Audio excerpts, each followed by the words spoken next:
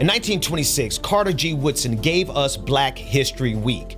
Now, almost 100 years later, many of us are still stuck in the month of February.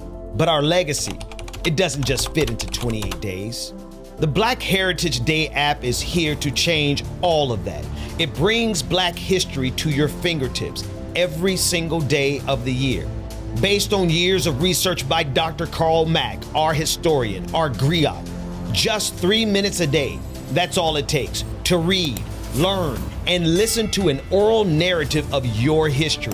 Indeed, the Southern states went to war over the rights for each of the 11 Confederate states to own our ancestors. To connect with your roots, to teach your children the truth they won't get in school. In total, he is credited with 28 other inventions. But as a Black inventor, he struggled to gain. Learn why New Year's Day was once considered the most dreaded day of the year. Parents were separated from their children, siblings separated, and spouses separated from one another. And today, America has the nerve to lecture us about the status of the Black family. Understand the political journey of Black America from the Republican Party to the Democratic Party. It marked the beginning of Blacks' departure from the Republican Party to the Democratic Party. And here's why we switched. Dive into culture and triumph like Sidney Poitier's blockbuster film success. And so much more, from heartbreak to triumph, from January 1st to December 31st. This app is more than a download. It's a movement. It's a community of Black families raising their kids on truth and on legacy. Download the Black Heritage Day app for free in the Google Play Store or on the Apple App Store. This isn't just an app. It is a daily celebration of who we are. Work that we're doing here is not going to stop when it comes to these type of discussions. It's going to be for us and by us here on this platform when the media is telling us to look the other way. Your support is what helps us move forward. Join patreon.com/like it or not. Help us grow. Like It or Not starts now.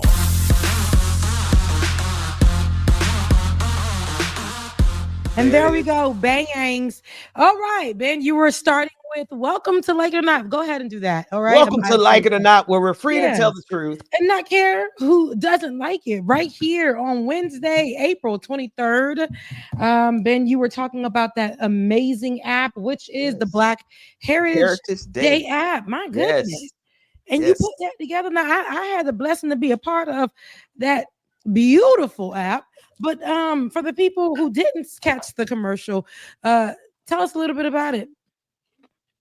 About the app? I'm sorry, you got me in the middle of a piece of ice. About the app. Yes, the one from... Listen, it's 366 days every morning at 5 o'clock Eastern Standard Time. You get a notification. I do, because I do. He's right. And you get a narration from our historian, our griot. I love the way he's telling the stories. Dr. Carl Mack, who's on your screen. Someone said, when is Nat A in the audience said, when is Dr. Mack coming back on the show? You know what? Dr. Mack will jump on anytime. You know, we can just invite him and he'll be here. But in the meantime, he's put together this app and it is so rich. The history is so rich. It's so many stories that you have never heard of. So many people you've never heard of their work, their contribution. And this is just one of 4 calendars that he has that documents, thousands at this point of contributions of Black people. From Black women in history to Black sports in history. But my favorite, and this is the one that's coming out soon, is Black contributions in STEM, science, technology, engineer, and mathematics. 366 days, and you will simply not believe how much Black people contributed to every aspect of this country, including and especially science and technology. I'm looking forward to for that one to drop soon. But in the meantime, go to your app store, go to your Google Play Store, and download the Black Heritage Day app now. Please do. Please do. I'm glad that I'm a part of it. I love that. Your children are a part of it. That was such a Yes. beautiful thing. Let me see why this lighting is so off on the camera. I apologize, everybody. I promise you, we all good. But no, Ben, let me get that in order real quick. Just get the lighting in order on the camera, and I'll be right back. But your children are a part of it. Let's run that commercial back or the short version because I did play the short version that I was tagged in and I heard my voice. The one you want the one Jada, my wife put out on her page. Hang on. I loved it. I said, that's me. That's me in my raspy voice. I heard me. Matter of fact, David, if you go to Instagram, I'll see if I can find the link while we do it. But no, it's been a moment. Yeah, do your thing. It's been a Dr. Mack has I don't know if people understand how important and how powerful history is, right? For this current moment. And David, I don't know. As I'm filibustering, I'm realizing I can't even get to Instagram on my computer. So I'm gonna have to find another way to get that to you. But that said, here, I'm just gonna text my wife. Please send me the link to the video of the kids in the commercial. And I guess what's even crazier is I have it on my desktop because I made it. So what am I talking about here? Let me just Why are you acting like a boomer? Because I listen, my mind is structured on just showing up. It's never when I come to the show, I don't show up to do work. I show up to participate. Which is work though. Which is my mind is not on. I haven't hosted a show. If you notice, I hadn't hosted a show in about 4 years. Mm-hmm. I've been off the grid. There it is. Run that one, David. Through the Black Heritage Day app. Download today on Google Play or the Apple App Store. Sarah Lewis Vaughn was born on this day. Hi, this is Jeremiah. John H. Johnson was born. But today, let us not forget our debt to Toussaint Louverture. Enola McMillan was born on this day in 1904. Marshall Major Taylor was born in Indianapolis, Indiana on November. Occurred on this day, December 20th, 1860. Ben, that is your baby talking at the end? All three of those kids. No, I know the kids. Oh, you're talking about the age-wise. I Benjamin. couldn't believe you hear how deep his voice is. That's a grown man. 401k. Hey, that look, they taking away from people. I have to push him around. I have to bully him because he's taller than me now. You told me. You're like, oh, I can still hit you in your throat. Look, I can hit him in that chest. I don't know if I can reach his throat anymore, but I can reach his chest. It's quite an experience to have a child who looms over you, but ain't nothing but a thing. I've dealt with that my whole life, so I put him in his place too. No, I'm joking. It's all good.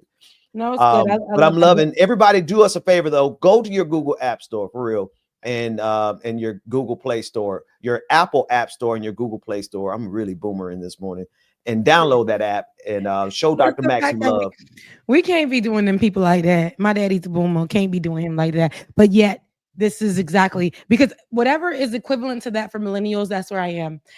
Because if you think I'm doing a whole bunch of things that I'm not doing that you expect me to do or whatever, dance, move stuff, I'm still in 2015. I don't feel like I'm not upgrading my phone. That's right. Not at these prices. Nope. Still riding the same vehicle. I don't care to live where it's aesthetically pleasing, even though my home is aesthetically pleasing. I don't care to live where it's aesthetically pleasing for the city and pay $99,000. I'd rather live somewhere else and pay $2. Okay. Even though that's not the case right now, we all paying something. Somebody posted this, and here we go. We're going to get right into a lot of things that's been happening because a lot of things have been happening. Somebody posted this recently and said, not you getting your blazer ready, like, well, let's go in. Let's get in. Ben was like, about time. Slide over a little bit for me. Okay. Go ahead. There it is. It's just the light ain't catching me today. I don't know why it's my window. The window is windowing. We got sunshine and rain. But yes. I saw somebody post that people from McDonald's, people that are at McDonald's, people who work at McDonald's should be able to afford rent, food. Why is that such a take in America that makes people crazy? Why is it when we talk about, hey, because you are working a job, you should be able to sustain your basic living needs, pay for your basic living needs, feed your children, take care of your animals, pay your light bill. They are like, hell no. No, you shouldn't be able to do that. McDonald's, what kind of job is that? It's a job. That's right. It's a job. And it's the same job where they are available when you want to roll around at 11 p.m. or 6 a.m. to get your coffee before work. They're the ones that are allowing you to get that food and that whatever you need at McDonald's. And just because you're going to a corporate job that pays you whatever, they're working the same hours as you, maybe more sometimes. Yeah. And everybody from whatever job they're working should be able to sustain a living. And America, I'm realizing, has made it so that if you're not at a certain level, you have to struggle. You got to cross burning sands sometimes until you get to this level or for the rest of your life, because you are not there, because you're not working at some weirdo corporate job that's taking your whole entire life, because me being recently fired from a corporate because of my work. And I just got this one after the other one fired me because of my work. They don't care. They don't care. And to hush you up, they'll offer you something and say, don't speak about it again. Don't speak of us. Don't say our names. Don't do anything. And that ain't enough for you to live. But they're saying at least you're getting something. You know, that's a great place to start this morning, Rebecca, because that's at the core of it. At the core of it is you have a nation of people who have been brainwashed and indoctrinated to literally not just focus on getting their own bag, which I think the obsession with getting the bag is a huge problem. But they found a way to make it even more disgusting.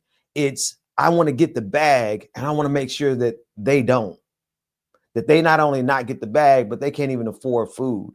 They can't afford rent, that they can't go see a doctor, that they can't go see a dentist. Because if they can get any little decent thing in life, it makes my bag not as glamorous as it could be if I could be the king of the world and everyone else be my servant.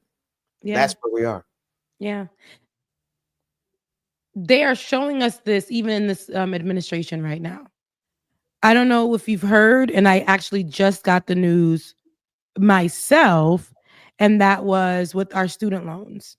Yeah. We didn't ask for any type of, so student loans, before I get to my soliloquy, student loans under this administration, which is Donald Trump's administration, have now, they said by May 5th, they're going to start putting us back into be forced to pay it. So the Biden administration that had these different particular programs to either clear them. So whoever was cleared, you made it through that. But there's other programs that were able to have you defer or however for so much long, different programs that Biden administration did for us, even though we all ain't get them loans cleared. But you know, some people did. I just have to say that Donald Trump said, no, you gonna pay these loans back.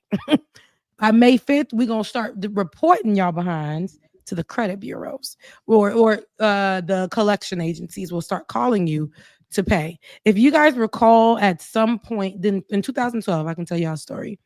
I was straight out of college. Nobody told me nothing about nothing. There were financial vultures from these financial institutions, these big name financial institutions that would park themselves. Now, I'm pretty sure you guys heard me say this story a million times, that would park themselves over at the universities. So when their parents were dropping them off, they would wait for the first week, 2 weeks, and these people would park themselves at the universities and offer 17-year-olds, 18-year-olds, first-year students, first-week students, first-month students at the universities who didn't have the money, who were coming from struggling backgrounds. They would offer them a credit card to help pay for their courses. I took one of those credit cards to pay off my little brother's first year of college. to sustain myself for food when I was in my first year at FAMU. And I'm grateful because my dad paid what he could pay, but there were so many other expenses that were coming out of nowhere I didn't know anything about. And so when they did that to me, that was a loan on top of the loans that we got from FAFSA. On top of those. So when I got out of school, I wasn't out of school 2 days.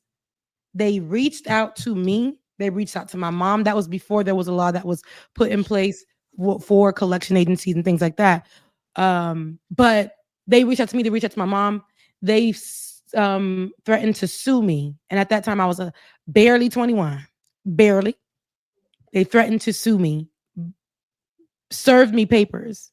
And at that time, they used language as, we can take you to jail. Because somewhere in that loan, you become legally like bound to this thing. But as a 17-year-old looking to go to school, because that's what America tells you got to do.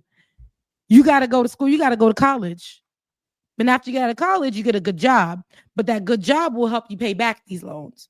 And now you can't even afford to live because you got to pay back these loans. And then you got to get certificates to upgrade yourself for the new systems available, for what's catching up with the kids and all this other stuff. But I say all this the same. He said, and we know how collection departments, agencies are right now. Right now, they're even during the pandemic, they weren't getting no money because they couldn't collect. So what they started to do was open up old debts that were charged off and things like that. They were opening up old debts, buying them back, and now calling people up for debt that's 20 years old. Remember? I too. Because I don't know why it keep happening to me, Lord. But remember when it happened to me and they came in my account, took everything. Y'all recall when I was talking about that? Yeah. So wait, was that student loans that did that? This was not the student loan. This was the credit card. I remember that though. Yeah. Well, basically a student loan. I was a student. I took a loan for school. to pay my brother's college off. But you don't get, I'm going to tell you, they can teach us but so much in high school. They're teaching us all this white history, but they ain't teaching us. My teacher at the time, Mr. Days, who was the Florida A&M graduate that, pushed me to go to Florida A&M. He was trying to get us to understand the rich dad, poor dad in a way to help us when we got on campus, but we weren't grasping that. This was the last few our last few months in high school, and he was trying to really get us to understand finances because I can't lie, he was really like, they're gonna try to get you guys every which way. They really are. They really are. They're gonna make you think that you have to always be in survival mode, struggling, and only a certain amount of people can be because of their financial status, and it's not fair. So you live your life thinking you're never going to get to somewhere and this is all that you can be. I remember my mom, I ain't going to hold y'all, love my mama to death, but there are things that we couldn't do. So she had to use my information to get things for the household. Yeah.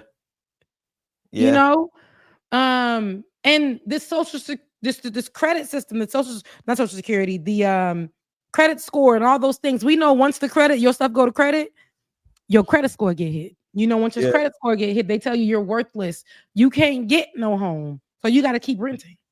You can't get no car, but you need a car to go where you got to go. So you're going to get this buy here, pay here, not knowing that you're spending way more on this buy here, pay here because they will not qualify you, although you may have the money for a vehicle in a loan process that makes more sense. But then they'll say, you know what? We got a good loan for you. We'll put you right here for this $5,000 car. All you got to do is pay. By the end of the loan, you have paid $25,000 just for you to be able to drive this off the lot. Oh, all day long.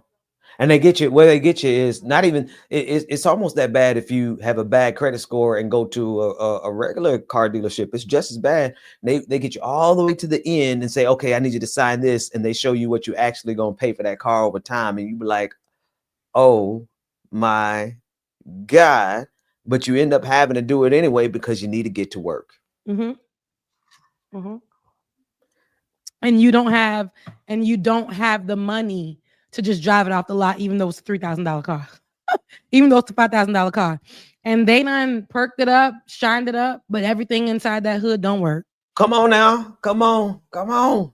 So I say that to say, that's how they sell it to us.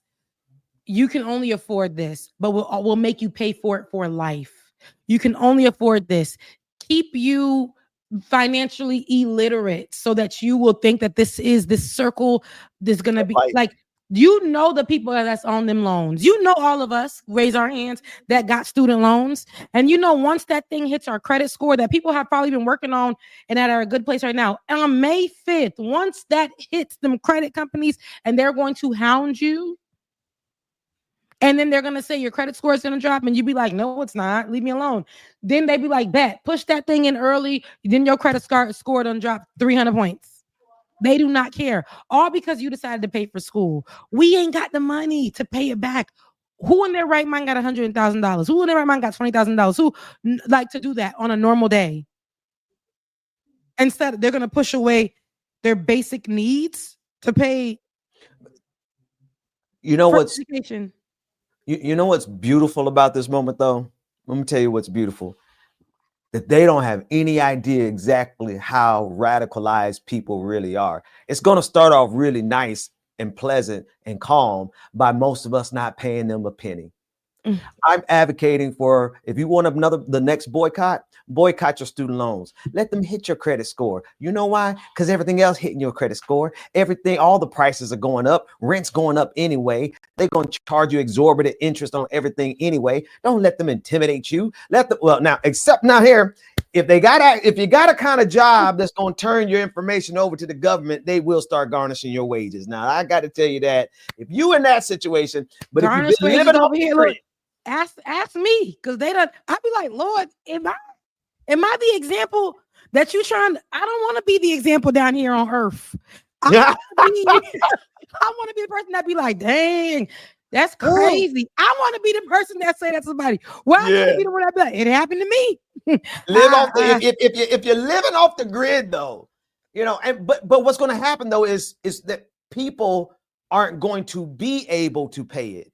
And so it's going to be its own boycott. People, when a person is going to have to choose between paying their student loans back and feeding their kids, they are going to feed their kids. And when those checks started getting garnished, that's when it's going to not be pleasant anymore. That's when you're going to have millions of Americans who are like ready to fight, ready to rise up, and ready to take action in a very direct, kinetic action kind of way, because you're taking food out of the mouths of their children. You're taking medication out of the lives of individuals. Like they really are playing with a powder keg here. And the reason it's even more of a powder keg is because everyone sees how much of a money grab this entire administration is. They see how many billions of dollars that Donald Trump is making right now. They see that Marjorie Taylor Greene has gone from being a broke dirty foot to being a pretty rich one, right? She's worth, I think, $22 million now, and she started off being worth less than like 100,000. Right? When people see this happening and then they realize, my goodness, they just garnished my check and I can't even pay rent. Yeah, they're going to have a problem on their hands. Absolutely. But that's already been happening. That story right there has been happening before Donald Trump administration. America has always had an issue when it came to the loan process, how they give it up and force people to pay for it. But right now, I think there was, little laws that have been placed where we can continue to, some people to not furlough. There's a name for it. Push it back, defer. Continue to defer until you can pay it, or until you get to a place where they've cleared it, 25 years or whatever that number is. However, I think right now, while he's going to force people who've been working on their credit, people who have been trying to get houses, they're really not going to do anything. We're going to start seeing an exodus. We're going to start seeing lots of that out of America. And they're going to, and the Trump administration is going to think that they won because the bad people are leaving, because that's what they're going to name them. Mark my words. And then the hit is going to start coming where there's no growth financially or economically. There's going to be no growth within people, in the population. There's no growth in my battery life. But what I do know is that we have a clip about what could possibly be happening when it comes to this new loan law that Donald Trump has for education here. Let's take a look. President Donald Trump has not been timid about his desire to dismantle the Department of Education. You go around Washington, you see all these buildings with the Department of Education. We want to move education back to the states where it belongs. But with the department gone, what would happen to your student loans?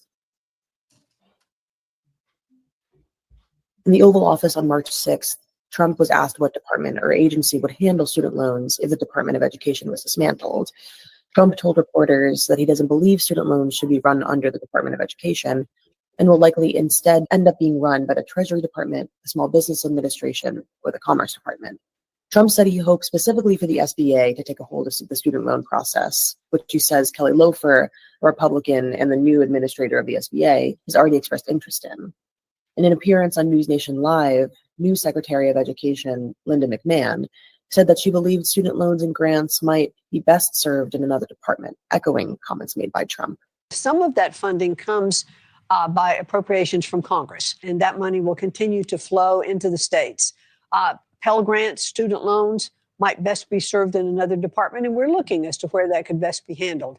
But experts doubt that the SBA would be able to handle 40 million new borrowers.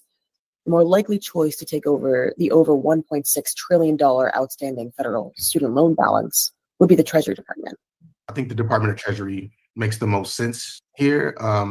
Keep finances where finances lie. It makes a lot of sense to me. The department in and of itself is this compilation of different agency services that were sort of existing under the realm of having some sort of relationship with education and child well-being. But again, the Department of Treasury is the place that makes the most sense if we're talking about removing the federal loan oversight that the Department of Education currently has.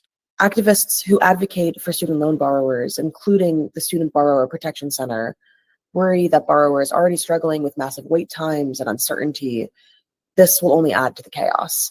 Experts also say that rather than the Department of Education, the biggest uncertainty with student loans lie at the courts, with Biden's SAVE program and other income-driven repayment plans making their way through the court system.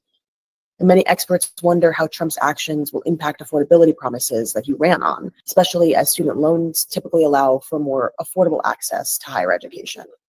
America has an inequality problem, and it's gotten worse and worse over time. And one of the few areas or avenues through which we can think about addressing that inequality problem has been the education system. It's been thinking about ways to make our K through 12 education systems better at supporting students with different types of needs that are coming into our schools with different types of disadvantages. And it's been the place where we've thought about creating more opportunity through access to our higher education system. And so if the Department of Education goes away, and or if the capacity of the Department of Education is significantly weakened, well, this raises serious questions as to whether or not we will be back on pace to reach an equitable society, right? Like, what's the pathway to equality if we're not investing in an agency that is committed to advancing opportunity through education? That's the only other option, is what Parker just said in the chat room, that enrolling in school, here it is, I'll put it back on the screen. Enrolling back in school part-time for online classes is not a terrible idea for folks who need to get a deferment. It's not ideal, but better than you losing your wages. And I say do that as soon as you can, because as soon as they start seeing us doing that, they're going to change the law and prevent us from being able to do that. The entire goal is to break the United States of America. The entire goal is to make sure that you cannot afford to live, and so that you become desperate. If you cannot afford to live and you're desperate, you do not have the capacity to organize against the powerful. And that gives them room to do anything that they want to do. They want us as serfs. They would prefer us as slaves, but if they could just keep us as serfs and shareholders, that's what they would do. And so they're not only doing that with education, they're going to make sure that they make as many of us as sick as possible with what they're doing with the Food and Drug Administration. They're literally coming to harm, actively harm, kill, and destroy. They're devils. That's what they are. No, they're definitely evil. And I think they pointed out a lot of great things. You're taking away the Department of Education and you're letting it be run by the small business, whatever association, whatever the SBA is, still small business. Because I used to work with small business accounts or the whole small business department when I was working for a financial institution that was Stan Abinin. And I did all of that, and knowing that how that place was ran, imagine the way that they would run that when it comes to 17, 18-year-olds, 19-year-olds going to get loans for education. And the way that they would handle you as a child, they're saying that you going to school is a business, my friend. Mm-hmm. We sign it in blood. We didn't know we were signing it in blood at that time. Now they're openly telling you, sign your life away with us. We will just so you can get a little bit of education here. Mm-hmm. It's a business. It's not really education. It's not really, you're probably not even really going to get a job, but it's a business, my friend. So for us to give you a coin, sign your name in blood, we're coming after you. Just now they're saying it out loud. Before it was the encouraging. I have not heard any encouragement of going to school. I know there's this conversation online about Black men not being encouraged to go to school anymore, which I believe that's a whole thing. If y'all want to hear that whole conversation on Olay and Friends, we had this whole breakdown about that. However, I know that's literally systemic for especially who gets the most loans in this country. Who goes to school and has to do the loan processing, and I want to say most loans, the most expensive ones, because our parents ain't got it. Black folk. And so when they put us in a position where we are locked in and then we can't pay it back, but we think that we're going to get a job opportunity to pay it back, yet diversity, equity, inclusion is being hit in Black folk. And now credit scores is down, can't get no homes, Black folk. Credit and they go one step further. They're making it almost impossible to rent. Right? It's bad enough to have to rent when your rent is far more expensive than your mortgage would be, but they're making it so much more difficult to even rent. They want us on the streets, homeless and desperate and uneducated. They do not want you to have any education whatsoever. So the more that they can undo, the more that they can take away from Black people right now. There is an erasure going on. You see all the stuff. Somebody say that it's all part of the playbook. Nashiket. Hope I'm saying that right. Nakiket. That is all part of the playbook for sure.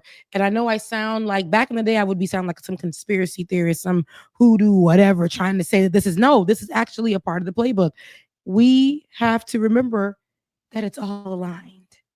This is, they're hitting education and they're tying it to the small business people instead, and they're removing the education department because we used to benefit from that, even though we were still at the bottom of the list. We used to at least be able to get a loan to go to school, to go get an education. And now they're like, we're going to have these people over here who are known to be loan sharks, who are known to hit you up, who are known to threaten to take away your home, your mom's home, your grandmother's home. That's how the small business people work. We're going to take assets away from you. We're going to take away from you. On top of that, if you can't go to school, you can't learn. They're hitting HBCUs. They're suing HBCUs, right? They're doing all of these things because they don't want us to learn. They don't want us to come up. They don't want us to get housing. They don't want us to build communities. They don't want us to be financially stable. They do not want us to have knowledge, especially knowledge that highlights the truth about American history. They don't want us. So like you said, they want us to be out in the streets. They want us to die early. They don't want us to have knowledge about our health either. Right. They're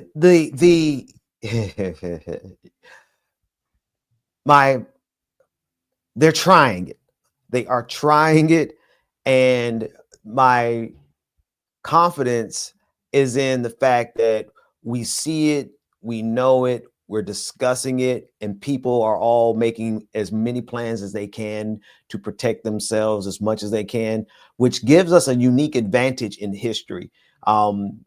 it feels depressing to see this cycle of history come back over and over and over again, where you get monsters in power who are willing to literally kill their population, right? This is what MAGA is willing to do. They're willing to kill as many of us. They will do it with the military if they have to. They will do it with the police if they have to. But if they can get away with it by making sure our milk is poisoned, that our water is not clean, that our air is not breathable, that we don't have access to healthcare, if they can do it the slow way, they'll certainly do it that way.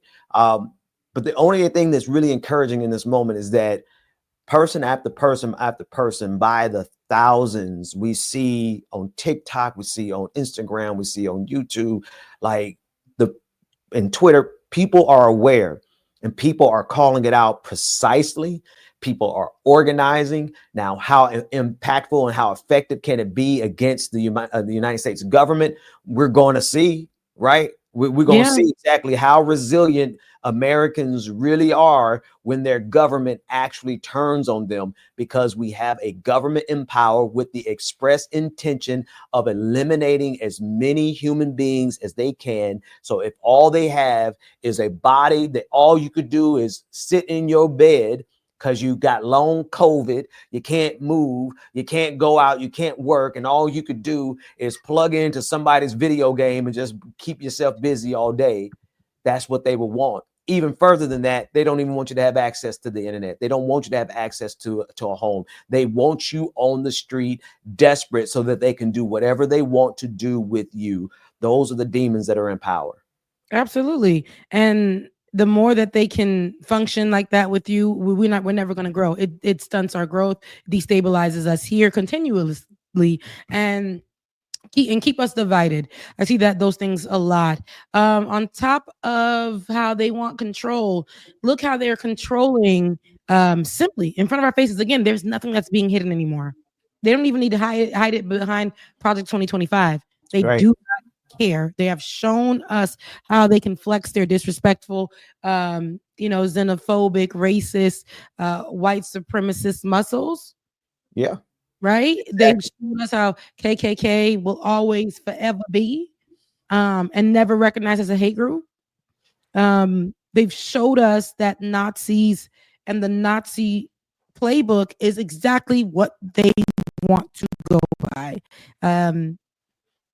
Truth doesn't matter, and neither does due process, even though I never believed in due process here in America for any minority groups.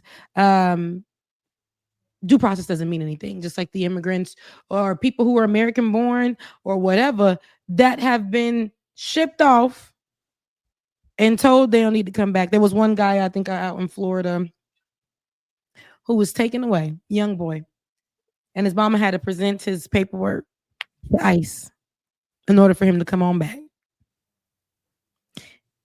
The other man, I think it's the Maryland guy, the guy out of Maryland who is still Garcia, Abrego Garcia. In El Salvador with them people.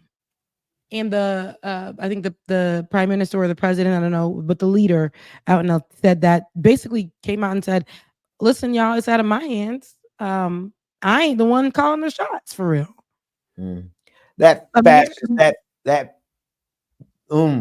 Bukele, President Bukele of El Salvador, he's nothing more than a fancy little fascist, little delicate, little prissy fascist who fancies himself to be a philosopher king, but he really is.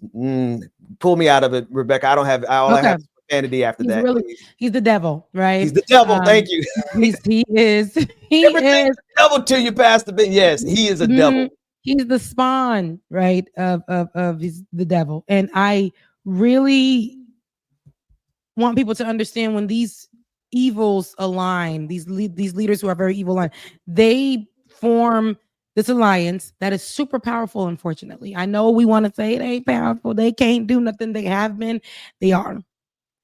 When we can realize and call a thing, I think we can move forward, because we don't want to stay right there in what's not the truth, right? So basically, having this man who has no evidence of him being a part of MS-13 for real. No evidence of, he's just really a father, I believe. I think a husband, living, working, all the things, right? And a citizen. And they're saying, well, we had the opportunity, but then we decided not to move on it. So in the between time and in the meantime, they've come up with other rules with Donald Trump himself, and basically saying, Bukele said, we getting paid to hold this man. Mm-hmm. We getting paid to hold other people. And that's all it is. We're not bringing, he doesn't have to. There's no ruling. The Supreme Court ain't like said, look, this is why Donald Trump, see, again, it's all aligned. Remember when he done gathered up before he left office the first time, his own Supreme Court, made sure that they was all just about somebody that's his people that would help him in favor, because he knew what was coming. Now look where we at in the disrespectful plans that he has. They can back him. But thank God we got a couple of people who are in the Supreme Court who are striking down and preventing. But go ahead, Ben. But this is how fascistic Donald Trump really is. Even in the Abrego Garcia case, the Supreme Court ruled 9-0 unanimously. I mean, you even had Clarence Thomas, who opposed Donald Trump on this, saying y'all have to return this man. And Donald Trump said no. Right. And so we are facing a constitutional crisis. But here again, I got to give, I'm not saying this to give people hope, but there's hope in this, is that they're so stupid, Rebecca. Donald Trump is so, and it's not just stupid, it's the hubris and the arrogance. They're doing all of this in the first 100 days. He's made an enemy of the Supreme Court in the first 100 days. So he's already having to back off of his tariffs everywhere, including China. He starts a trade war and then has to back off of it in the first 100 days. There was one professor, one scholar, who said the thing that we have to worry about the most is if Donald Trump takes his time and does it right. This is the exact opposite of what he did. And so because he has already made a complete crap show of the entirety of the United States of America, there is a chance. It might be a chance in hell, but it's a chance that we can actually survive this because of how arrogantly they ran through a speed run of fascism in less than 100 days. Absolutely. I can agree with that. Do I feel hopeful? Not because I'm in a bad place or anything, but we all got to be on one accord with that to be able to move forward, or it'll be just you and your home. Like it'll just be as for me and my house type of vibes. But we need as for us in this nation, as for us as a people, as that's what we really, really need. But yeah, even Clarence, this is the thing with even Clarence. Because look, even Clarence, with him even voting for the right side of things, it turns around and shows you that Donald Trump and his administration does not care. We've seen them time and time again look at the law and say, F off. I'm doing my own thing. Where him and Elon Musk, because we haven't seen Vance much, but except for when he killed the Pope this week. So that what happened? He was the last person to meet with them, and that's then what everybody kept saying online. And mind you, I had just come off. I was at the doing the Lord's business for Easter. So when I got online, I saw that. I'm like, oh my God, did he kill the Pope? Oh my God, is it satire? I didn't know a thing, child. So that was the first thing I did see. Look, did he really do it, man? But they say he didn't kill the Pope. He just drained the Pope's life will to live. After meeting him, is them eyes? Come on. You ever seen Vance's eyes? Hey, listen. He knows how to turn them eyes turn like Dracula. Have you seen the movie Sinners yet? I heard that there's some similar. I heard it's crazy. I'm gonna look into it. I'm gonna definitely take a look at it too. But anyway, let's say that these people don't care about none of that. They don't care if there are people on their team that are like, y'all going a little too far. They like, hold my beer. Okay, because we can go further. We can go further. We ain't going further enough. Yeah. We got to get up in there, and that's the problem. They are not scared of authority. Authority doesn't mean anything to them. Rules, laws do not mean anything to them. Due process means nothing to them. But as soon as they get it wrong, all of a sudden due process works. all of a sudden, they got to follow the rules. There are rules here in America. All of a sudden, this person has family. This person has friends. They've been raised a certain kind of way. Look what they're doing. Look how they treat these people as if they are. This is inhumane. Senator Chris Van Hollen did go and meet out there, fly out there and meet with them, interview with them. I don't know if we have a clip. Oh, we do, because I'm reading the. Run that. Play that footage, David. Overnight, proof of life. Maryland Senator Chris Van Hollen posting this picture of his meeting with Kilmar Abrego Garcia, the El Salvador migrant mistakenly deported last month to a notorious prison in that country and not seen since. My main goal of this trip was to meet with Kilmar, Van Hollen wrote from El Salvador. Tonight, I had that chance. I have called his wife, Jennifer, to pass along a message of love. El Salvador's president mocking the meeting with his own post, writing sarcastically that Abrego Garcia has, quote, miraculously risen from the death camps and torture, now sipping margaritas with the Democratic lawmaker. Neither official providing information on how the meeting came about. El Salvador's president also writing, quote, now that he's been confirmed healthy, he gets the honor of staying in El Salvador's custody. The White House, citing local Maryland police reports, claims Abrego Garcia was a member of the violent MS-13 gang, which his family denies. He has no criminal convictions in either country. The White House press team overnight posting that Van Hollen has, quote, established Democrats as the party whose top priority is the welfare of an illegal alien MS-13 terrorist. He's an illegal alien and a member of what has been designated as a foreign terrorist organization. Despite a Supreme Court order for the White House to, quote, facilitate Abrego Garcia's return to the U.S., the Trump administration has no plans to do so. I'm not involved in it. I'm going to respond by saying you'll have to speak to the lawyers. A federal court Thursday denying the White House's latest appeal and insisting they, quote, take all steps to facilitate Abrego Garcia's return, further stating that the government's unwillingness should be shocking not only to judges, but to the intuitive sense of liberty that Americans far removed from courthouses still hold dear. I want to go over to Garcia's lawyer. Let's take a listen to what Garcia's lawyer is saying. And mind you, this is straight from his lawyer, legal team, legal system. But again, Donald Trump does not, it don't apply for Donald Trump. But let's take a listen. I can't wait for these people to get their comeuppance. Oh my goodness. I'll take each one of those in turn. Convicted. He's not been convicted of anything. Mr. Abrego Garcia arrived here in 2011 as a 16-year-old fleeing the gangs himself, who had threatened to kill him if he didn't join them.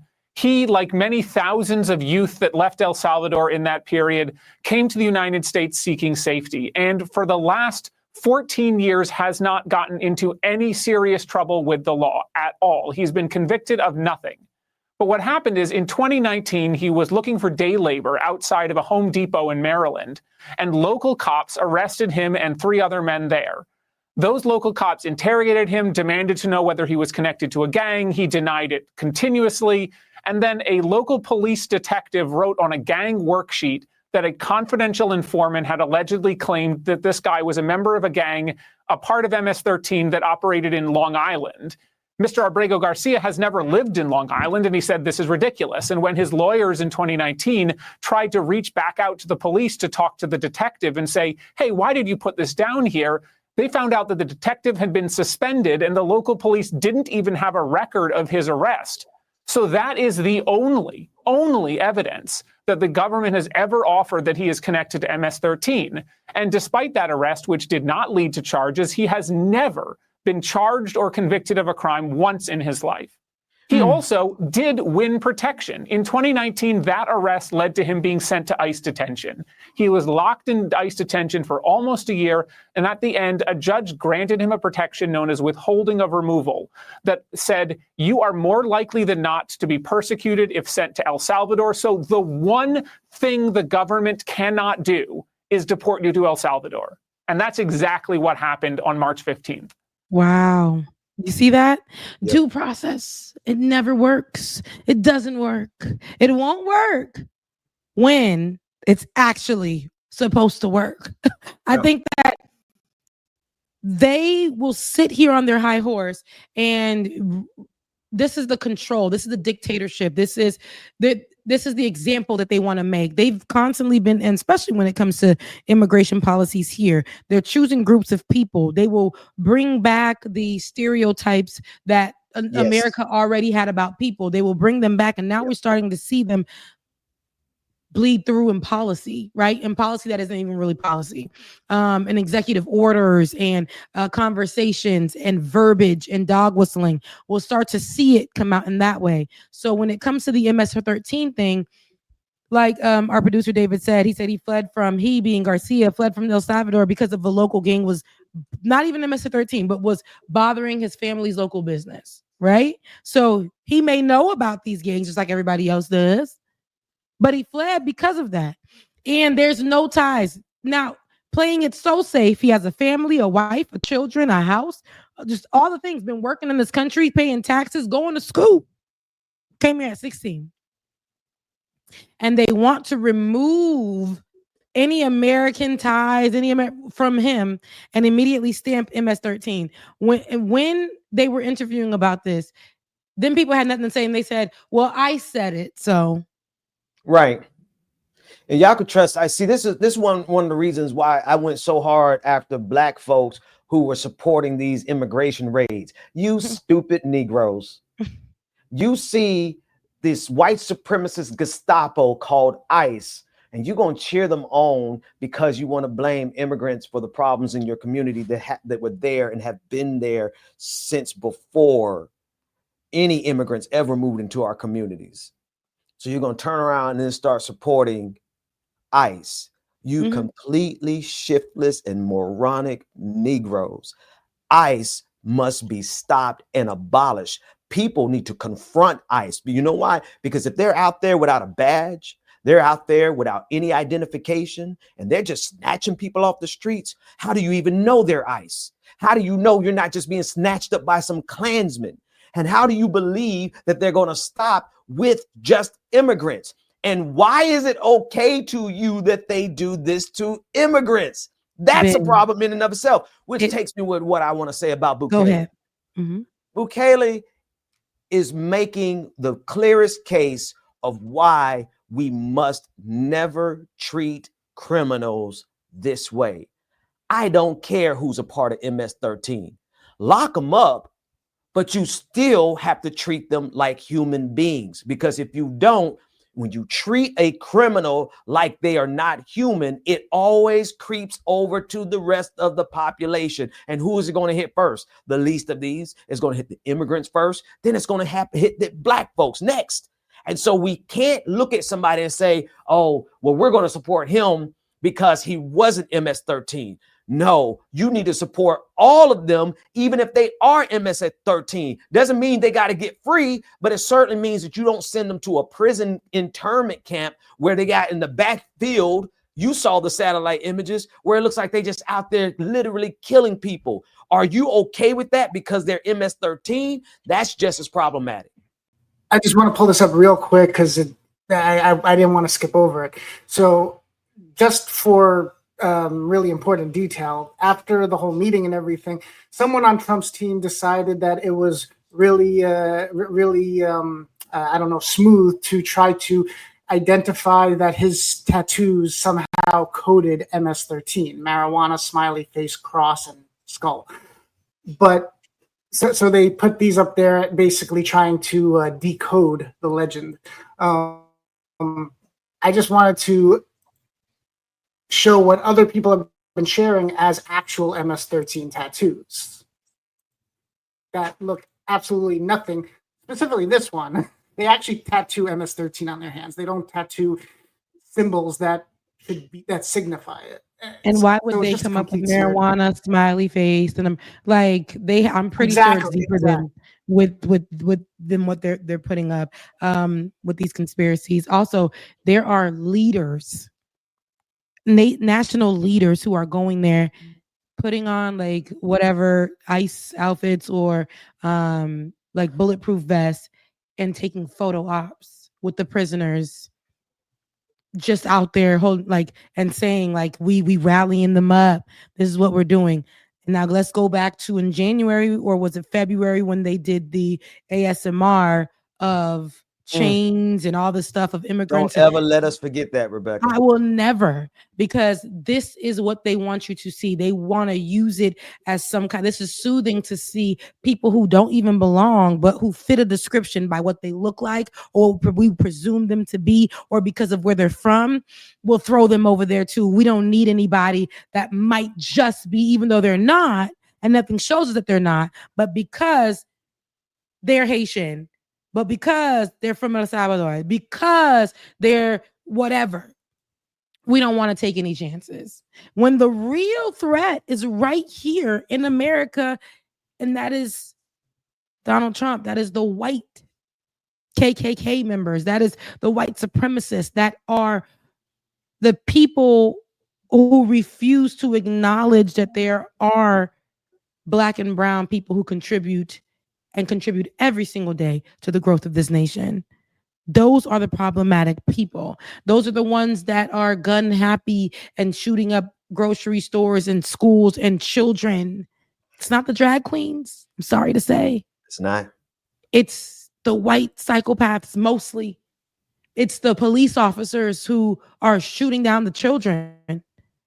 It's those are the problems. It's the Karens that are falsely reporting things about people who are not white.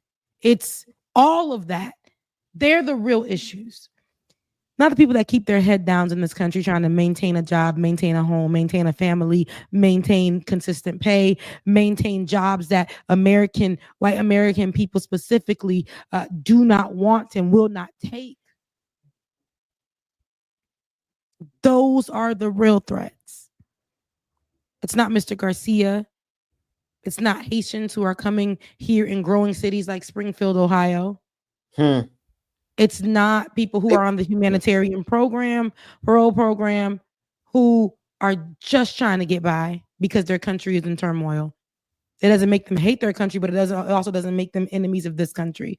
But this country, America, has always been anti-immigrant. And I've said this before. I say it a million times until I can't breathe no more.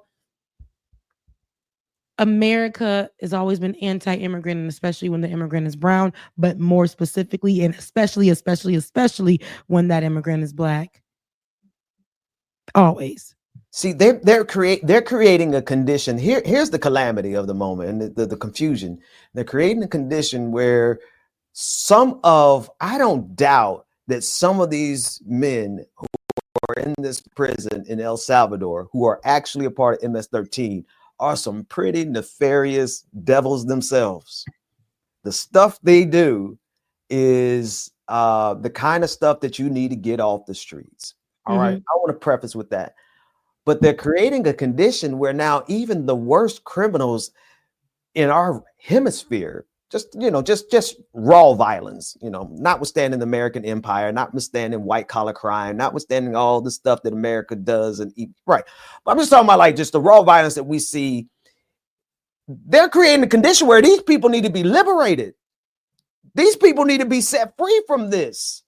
Like they should not be treated like this. They should not be paraded out like this and treated like this and for like show like cattle, like they're slaves, like they just come out here, let's parade around and show how cruel that we could be to people who deserve to be locked up.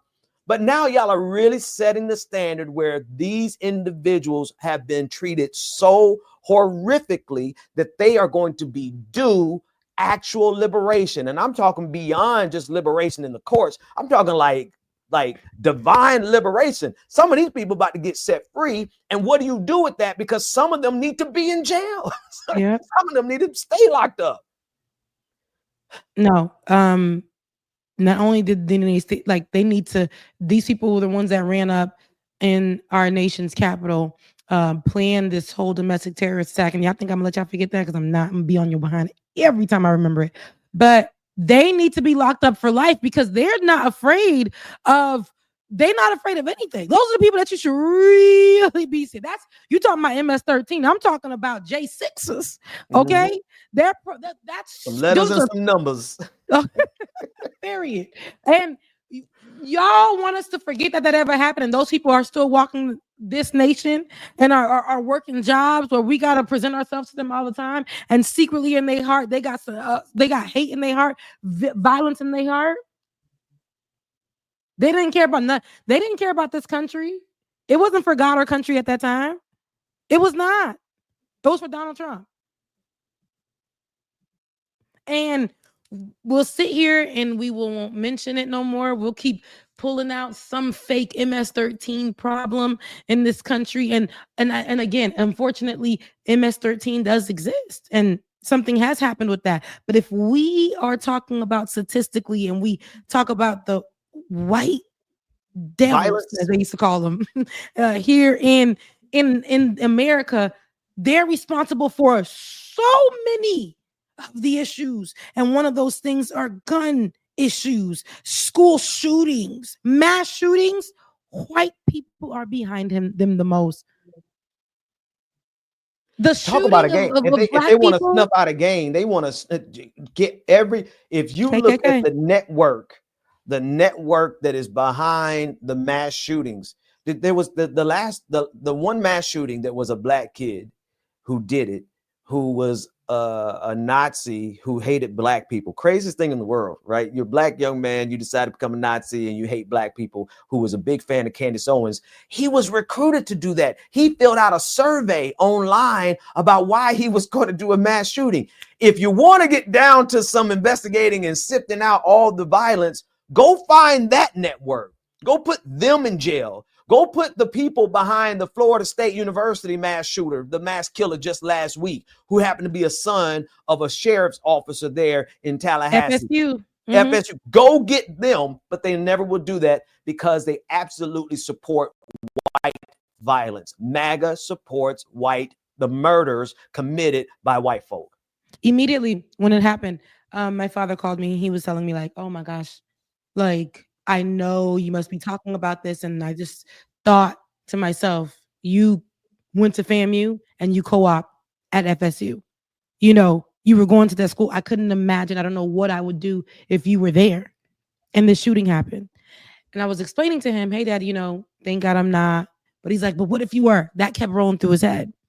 And I thought about, you know, what I read, and I went to CNN because that was where the only news I can get. You would think that thing, you would get news everywhere about a whole shooting that happened. Yet it wasn't even that much. It was like, okay, FSU strong here and there.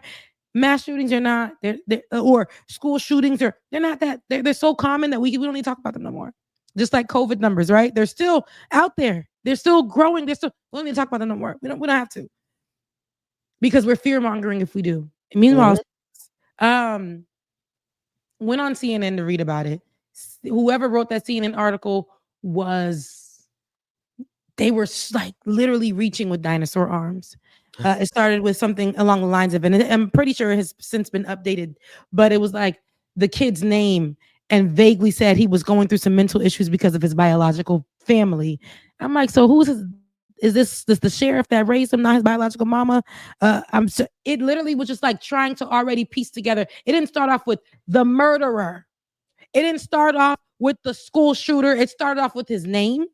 It started off with his age, and it said that he was going immediately. The first few sentences, he may have been going through some issues because of his biological parent. But then I'm like, is the next line going to tell me that that's not his biological? It was scrambling for something to already pin down mental health issue, clear him out.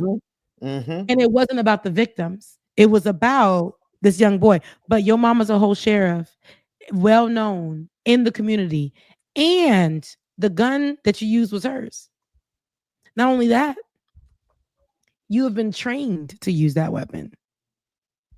Not only that, other sheriffs and police, they know about you. That's why you was taken in the way you were, alive. That's why it's problematic. And, you know, school shootings, immigrant issues, loans, they're all happening simultaneously in the same days. All this stuff, loan changes. They picking up people with from ICE You mentioned, Ben, how you was upset at Black Americans joining in on the conversation. I didn't even like Pastor Jamal Bryant mentioning this at his church, where he said, you know, and for those of y'all brown people, he said this at his church, something along the lines of, for those of y'all brown people who was saying things about us, look at y'all now getting rounded up. I guess it was the people who were voting for Trump or whatever. I don't know where he was going with it, but the way that people were kikiing and clapping in that church, I'm like, you are talking to the same people who could not wait to see ICE picking up random immigrants. Yeah. Okay. And I say that to say just a story recently, which is a crazy one, but a woman posed as ICE allegedly to kidnap her ex's new wife. And the wife is an immigrant. And I'm assuming the wife is Haitian just because, but the wife is an immigrant. And this person got so upset that they presented themselves as ICE. And the woman who's an immigrant was willfully going with this person.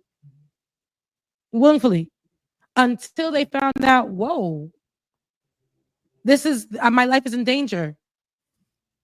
These are the problems that I'm having right now because people know the fear of immigrants and they're buying ICE shirts online and going into people's schools. ICE just presented themselves at somebody's school where the teachers wouldn't let them in. And they said that they spoke with the parents. When the school called the parents, they said they never spoke with this person. They are not following due process. People who are out here, Americans who are just mad that immigrants are dating people and things of that sort, they're also coming in and they're upset as immigrants and things of that sort. Like, we ain't got nothing to do with nothing, but people are going to now present themselves as ICE. There's no law. There's nothing that says that like, we're all looking at a mess of a show, but Donald Trump has given ICE so much power, so much hierarchy when it comes to enforcing law now, and immigrants as the biggest target, that regular Americans, it's causing division online every day. There was a thing I just read about Black the ADOS or something. They're sending out emails to people who are prominent figures, and this girl shared hers, and it's an email saying you need to stop presenting as one of us. You are not a Black American. And I'm trying to tell Black Americans I love you so much and I mean it, but bullets in America don't care. You may have a feature of the Haitian next door. I said this in my last video about immigrants. If they coming for the brown, for the Black immigrant, they're coming for the gay immigrant, the bi, they're coming for everybody. If you think you're white behind, you're Black behind, your whatever, just because you was born here or whatever, how further your generation goes is not going to be next or in some form.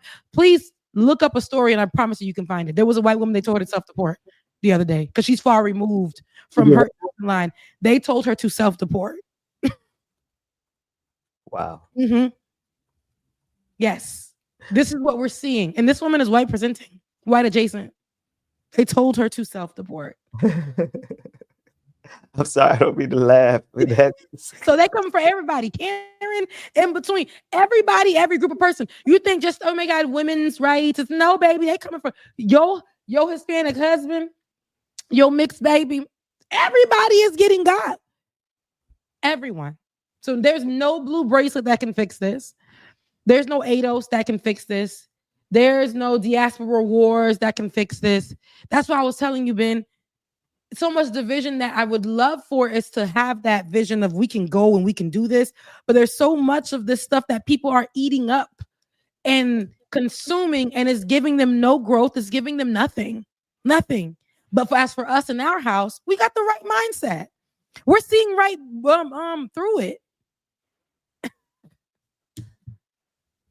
Craziness. Absolute craziness. Like I said, you can Google any story. You could Google a white person, a Spanish person, and in between anything about deportation, and I promise you, you will find it. They don't care. I put a picture of her up because she's white. Like she's like very white adjacent. Yes. She's from the Caucasus Mountains. I know it's not. Yes. Yes. So, but yes. With that being said, all of this is going on right now. I'm going to do a story, Ben, and I know that you are a pastor. And I just spoke about Pastor Jamal Bryant, right?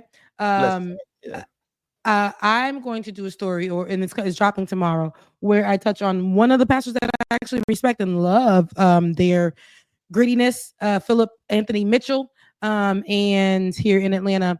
And I'm going to touch on that. The funny part about it is I didn't want to in the beginning because of the reproach that the church gives if you speak on their anointed. And, I didn't want that. But in the church last Sunday, I know it was about a week and a half ago, on their inaugural church service, I didn't get it. I was on my way there. Because it was so packed, I didn't get a chance to go in. But when I got home, I did watch the sermon. The sermon that I watched didn't have this portion in it, but there were 3 services. In one of the portions, the pastor did mention that Black children. That dude, he's in Atlanta.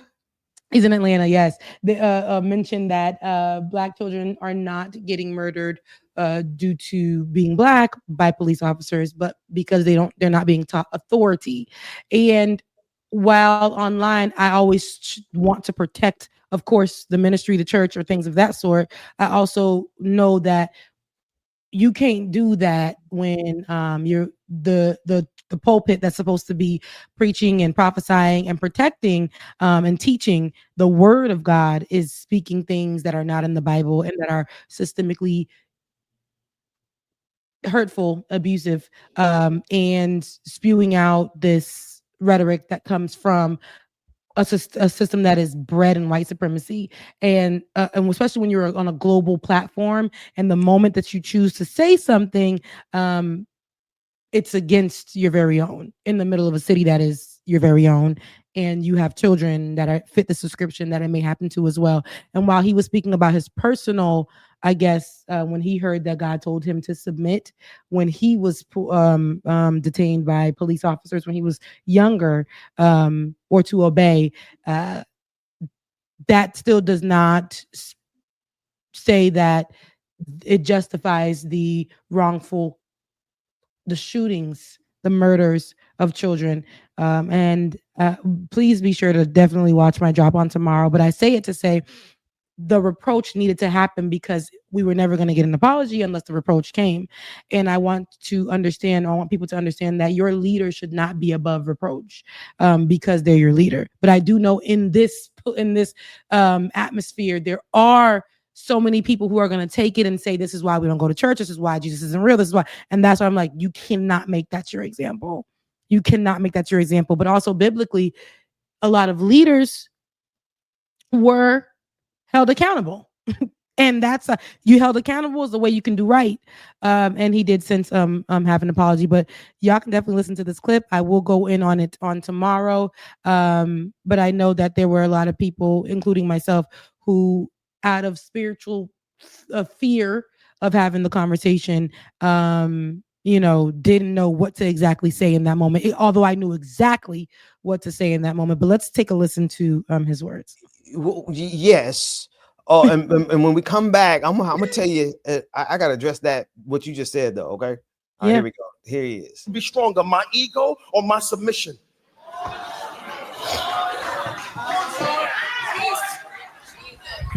Right?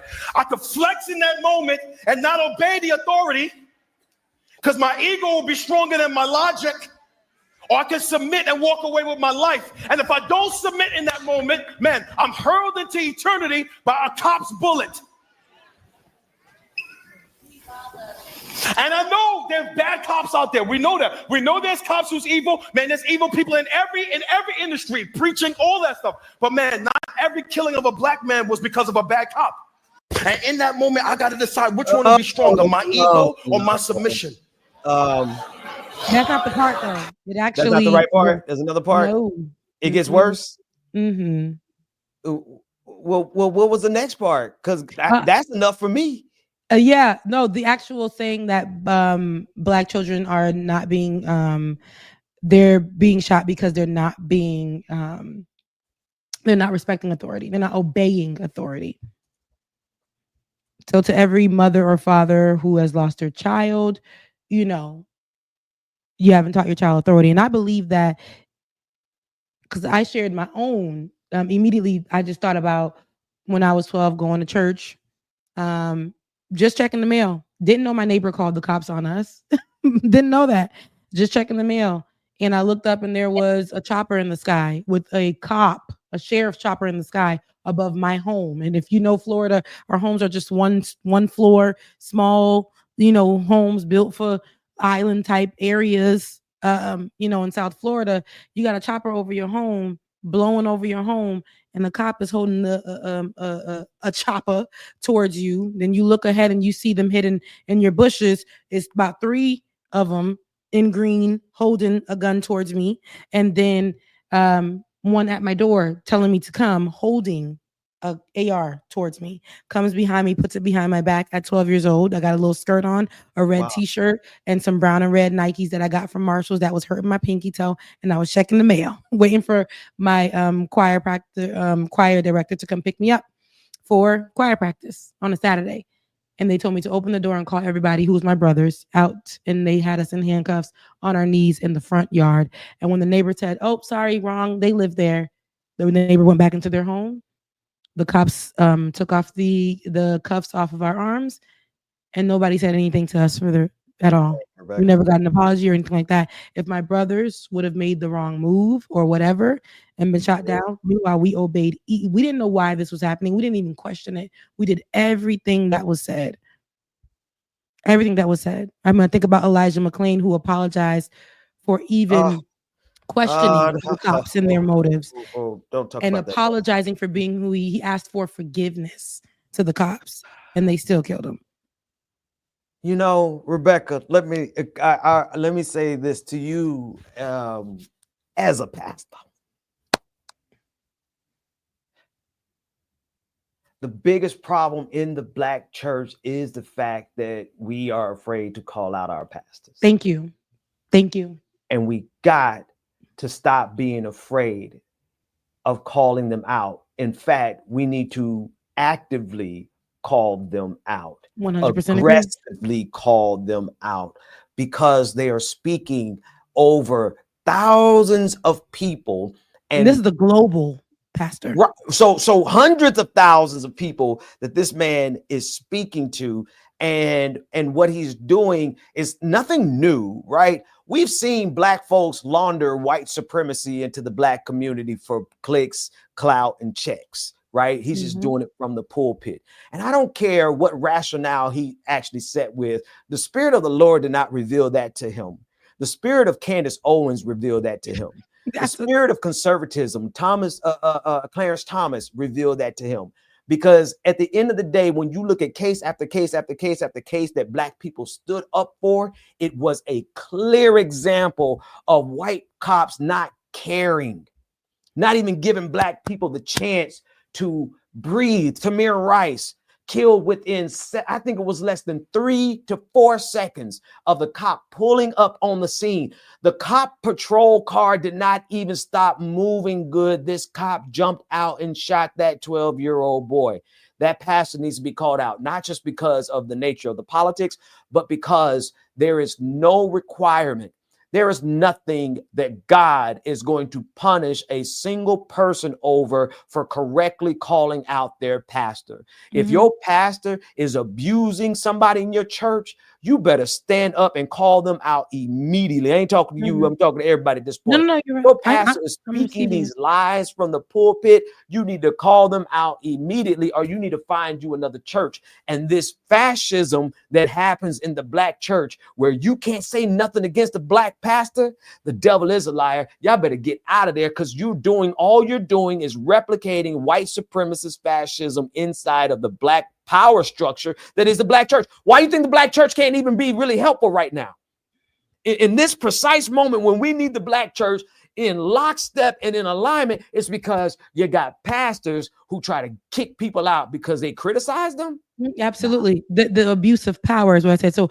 And I'm also going to touch on this because the reason why I mentioned it is because I feel obligated to stay silent, because and this is not I feel, because you know me, I'm not going to, but I felt that's the feeling that I immediately got was to stay silent, because I am going to offend the church people. When this comment was made, when people were even coming out politely and saying, "Hey, pastor, that's not it," people were going under there saying that you can't speak against this pastor, he is holy, and he didn't mention anything for a week. And that comment caused division online. And I think what people don't understand is that we're trained in some way, especially if you grew up in the Black church, to have this trauma response to religious hierarchy. Where if this person is that this position or this position or this position, we are told you better not speak against this person. And they take that Bible verse to, touch not my anointing, speak against my me. prophets no harm. They'll take that and utilize that and weaponize it. So you feel like if you talk about them, you may die tomorrow. You may. What if your prophet is a pedophile? What if your pastor is messing with children? What if your pastor is assaulting women? And people will literally say we can't speak, but God still called them God. But it's like, so you can't speak about what they're doing. You can't call it out. You can't do any of that. They're abusing their position. They're abusing their position. No matter if God calls them, they're abusing their position. And I think spreading that kind of dangerous theology or behaviors or whatever it may be. And I've heard it from multiple pastors. I just named one to you, Jamal Bryan, what he did. I don't think that was draped in, you should never be speaking to your congregation in that matter, knowing that there is a big diaspora war situation and you're talking about immigrants in your church in that way. I think that what we just heard just now is problematic because it's spewing out and it's disregarding that systemic issue about why Black children are being murdered. But then online, so many of the church community, which now we can see it online in the people dropping verbiage, but imagine being in a church itself and being afraid to speak up because everybody will say you can't speak about that because that person is a pastor. Even though they did wrong, you can't say anything about that. You can't do that. And I think, again, that was the immediately trauma response that I had. Okay. I'm afraid to speak about it, but immediately I said, God, I prayed about it, and then God gave me the script literally within my sleep. I gave it to you already. I said, I don't know, because people are going to get offended. They're going to say that I'm speaking about this. And then immediately I was told, it was so funny. I was told exactly what I knew I would be told. And people use that Bible verse, touch not my anointed. Excuse me, there's so much division because of this word that came, and that word is not biblical, and people are online saying that it is biblical. I looked everywhere, which way. I searched high and low, and I couldn't find it. And what I do know is that it was not biblical. It was personal. And the fact that your leader and a leader that I actually respected has this idea when it comes to Black children and pushing out this thing and removing the pain of mothers who have to deal with the fact that they taught their children, their mothers and fathers, they taught their children to be obedient and to be submissive to cops. Why? Because they're Black. Especially why? Because they're boys. Immigrant children, when they come here, the first thing that my dad said is when you see a cop, whatever they say, you do it. You do not remove yourself. You don't move too quick. You don't move too slow. You follow the rules because you need to make sure that you make it home, you make it to school, you make it to wherever you got to go. Let them hand you that ticket and you come on home in one piece. That is the truth of the matter. One thing that I do know, that we are all in some way, shape, or form have been told to comply. And that should not be the basis of conversation. And to specify, that even got me to specify Black children in itself and not talk about how that is more of a system issue, a racist issue, a prejudice issue. It's not a compliance issue.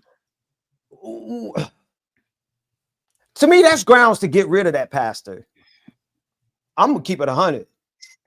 Brother, you're not qualified to lead a Black congregation in the middle of an all-out assault against Black people, and this is what you come up with, brethren. You ain't hear that from God. You have just and this is where it matters, right? I don't know how many people he reaches, but let's say it's 100,000.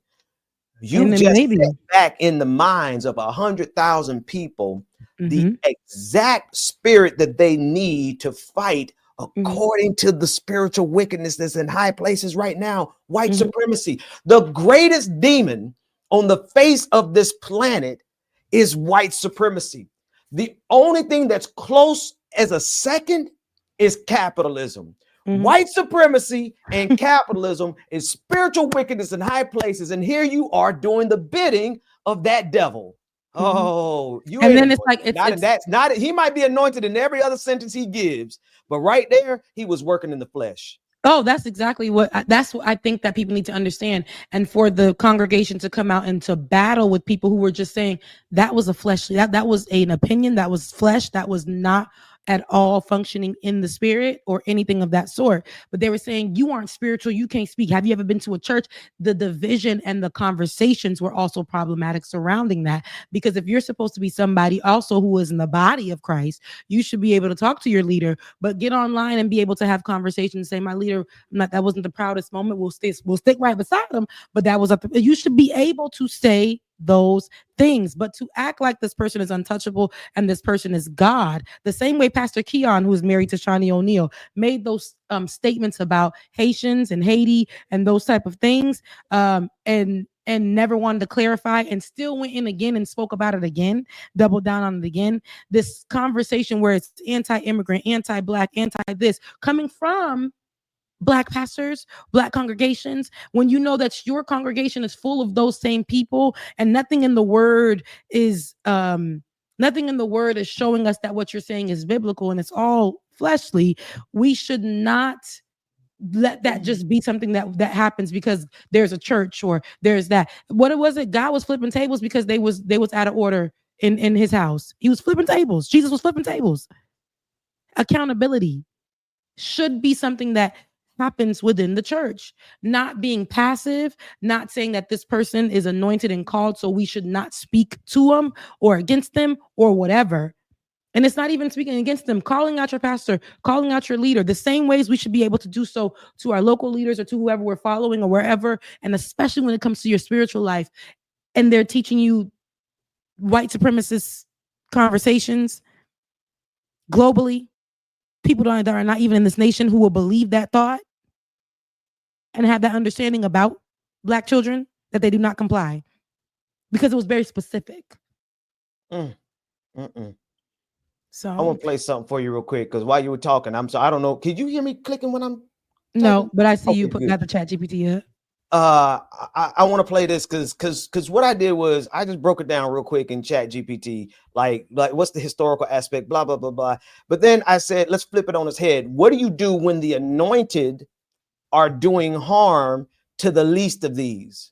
What do you do when the anointed that you're not supposed to lay hands on is doing harm to the least of these? And this is what it said, real quick, audience.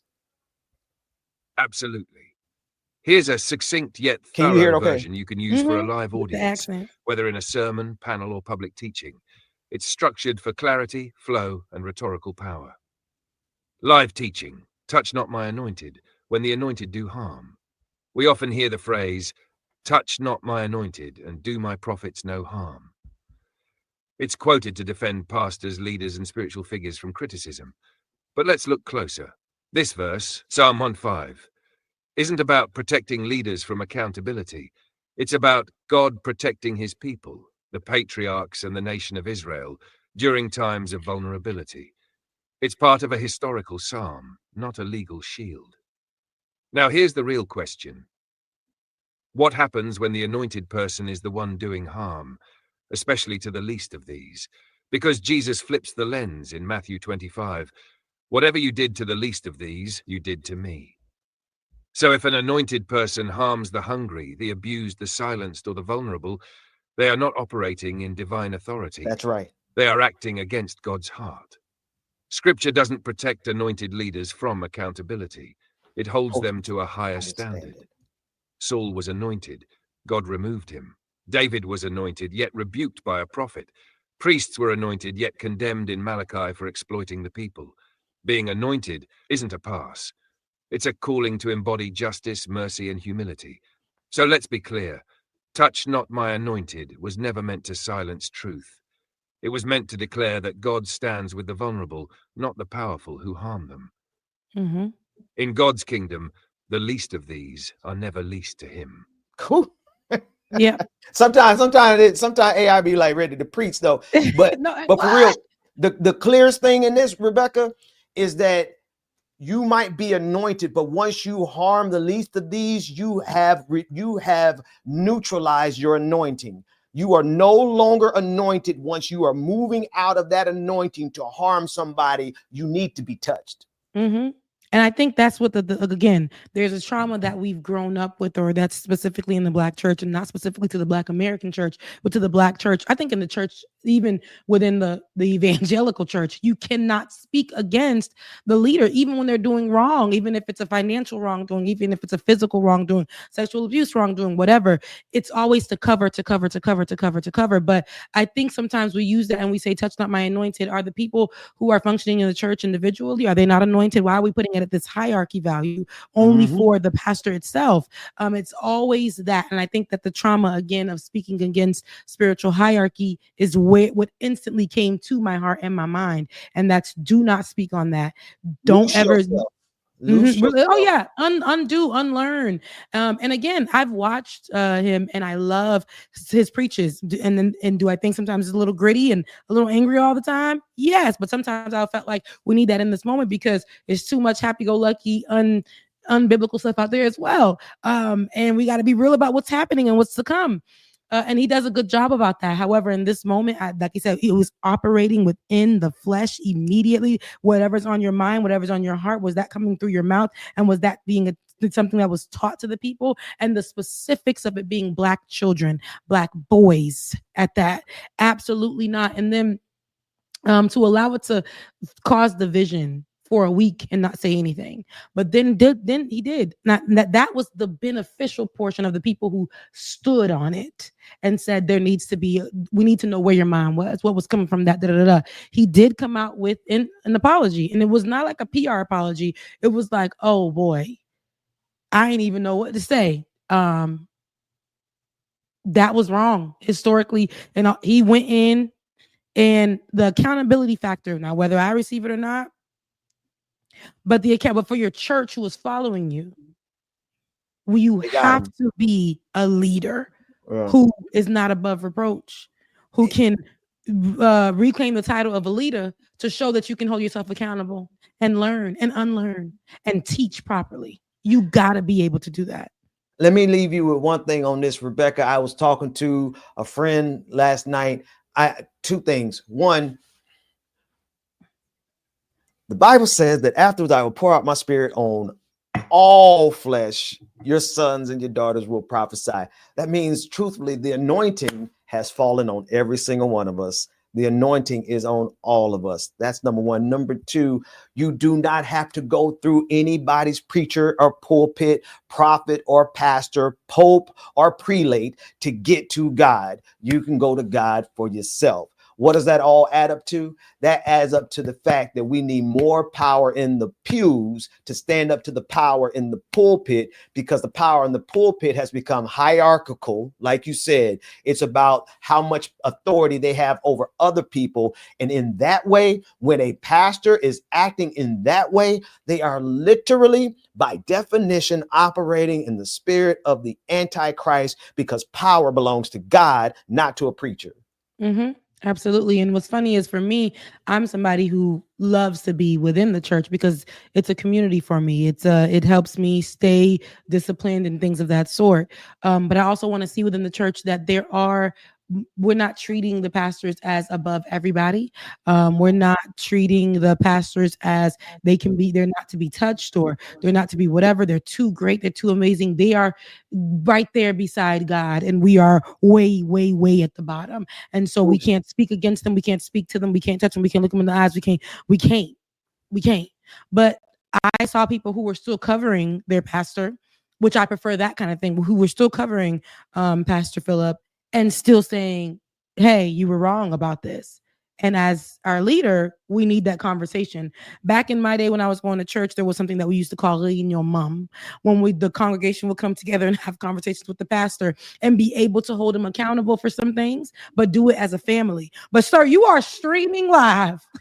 Come on, man. And the conversation is all over the internet. And are you thinking that you can't talk about this? You got your congregation out here fighting for you, and you ain't saying a word. Come on. So you mean like all week long his congregation was going to war, and he was just silent, and then finally he came out and said something. You know, look, and I, an apology and all is cool, but I need to know where that seed came from and where else is this seed showing up. Because you don't just that out of the abundance of the heart, the mouth speaks. He'd been sitting on that a long time. He thought he was cooking when he said that. He was sweating and all, bending over the pulpit. He really got into it. So they need to not just accept the apology, but they need to investigate the root and the seed of that. Where is that coming from? Because I guarantee you it's going to show up again. And that's why I said, if y'all still gonna go there, y'all better know where his heart is and unlearn and let him know. Like, pastors should not be put at a place where it's like immediately the work is done after they said something, because he wasn't gonna say anything until the online reproach came. And I saw some really great reproaches that were, to me, if y'all gonna support, this is how reproach needs to look, right? It wasn't just against the people who are agnostic or anti-church or whatever. It was from actual people within his congregation. Okay, so it's like, and then there were people who were on there like literal people from the church. This is what happens when you are a leader and you spew out things that are not true. Now there's division that's happening. You got church people who are out there like, shut up. You need to shut up. People need to stop talking about this. I don't even know. The fact that it's not about the pastor that did it for me. It's about the messaging that was given on a global stage.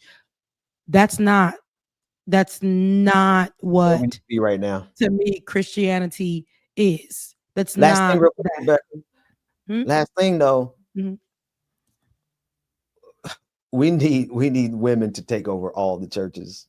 It's that ain't for the black church is scared of that. Yeah, but no, we're just gonna say what it is, and we're gonna call it for what it is. We need black women who have been the backbone of every black church. Without them, it does not exist. It's about time for them to stop playing second chair, not even second chair, third, fourth, fifth chair to a bunch of men who, God bless them, but I'm gonna leave it there. Yeah, I'm gonna leave it there. So with that being said, I do have this video dropping on tomorrow. Be on the lookout for it. I do hope that this is a learning lesson, but this is a great, to me, example of accountability and how far accountability can go. Because this could have been something that sat there and they rolled on with the next sermon on the next week, never touched on it, and those kind of things. So your congregation, since it is online, he calls them digital disciples, should be able to positively get you, hold you accountable, and you should be able to address your people in that way. I know we're at the end of the show right now. Ben, it's $sign Becca's voice, please do, because your girl, I done put it on, and y'all ain't doing what that comment there. Put it in the comment section again so I can put it on the screen. But I appreciate the people who did give the super chats. But once again, your girl has been let go like my camera, and I really, really, really would love if you guys support, because we got bills coming up, we got things coming up. But we still gonna do the work. We got videos coming up still. And Ben put the cash up, where the cash up, but also we're gonna read the few, because I think we got about three, four. Here we go. We're gonna read them all. Omega Star, thank you. You always brighten up my day, Rebecca. Great to see you.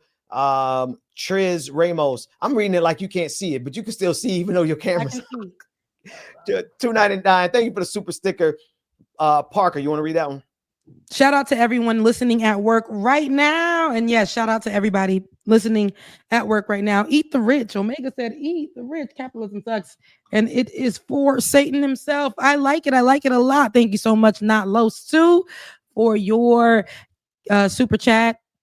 Look at me waiting for more. And that's it. Wait a minute. Hey, listen, thank y'all for all 5 of our super chats. We are excited and ecstatic about our 5 super chats. Now y'all go on over to Cash App and drop Sister Rebecca Azor some Cash App love. We just need, I'm gonna be honest with you, Rebecca, only gonna need just a little bit longer to hang on in there. I gotta share something with you. I've been sharing it with people one at a time. I'm gonna share it with you when we get a chance. I gotta go run and do something, but later on I want to drop something on you. All right. So you just come on, you just hang in there. I'm hanging in. And y'all help her hang in there by 10 people in the audience sending her $10 to $20 each, and that will get just enough for this week. And we're gonna do it again. That light bill gonna stay on. We're gonna be right here again on this Saturday. Okay. But no, I appreciate y'all. And no problem, Joe, be chill. You know, today's a Wednesday. We'll see you on Saturday morning. And Ben, I know you got to roll. I don't want to hold y'all. All hearts and minds are clear on today's episode. Ben, it's clear. It's clear. My heart, mind's clear. I love you guys, mean it, and I'll see you guys this weekend, Saturday. Bye. The work that we're doing here is not going to stop when it comes to these type of discussions. It's going to be for us and by us here on this platform when the media is telling us to look the other way. Your support is what helps us move forward. Join patreon.com/like it or not. Help us grow. Like it or not, y'all. Y'all know what time it is. It's time for Like It or Not. With Rebecca Azor. Let's start this damn show. Yes, it's time for Like It or Not. With Rebecca Azor. Let's start this damn show. Like It or Not. Rebecca Azor is in the house. You know she got a funny story to tell. Talking politics, culture, or real life ish. I live in life in the ATL.